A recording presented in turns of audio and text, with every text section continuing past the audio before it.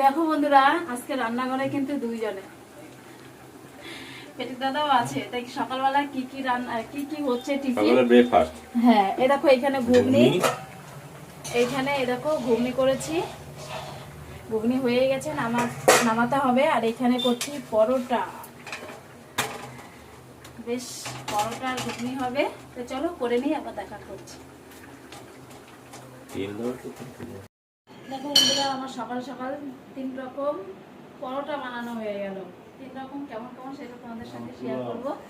তার সাথে হয়েছে আবার ঘুগনি, ঘুগনি আগেই আমার নামানো হয়ে গেছিল। তার সাথে দেখো তোমাদের পেটুক দাদা কেটে দিল শসা আর পেঁয়াজ,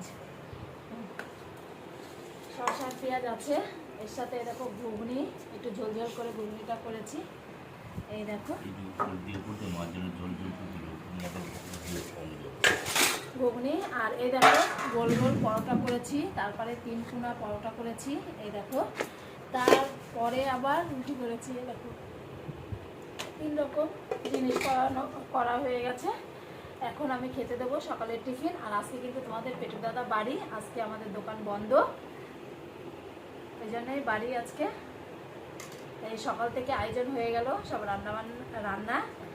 আর সকালে টিফিন খেয়ে আবার দুপুরেরও ঝামেলা আছে রান্না করার, খেয়ে নিই। তাই চলো টাটা।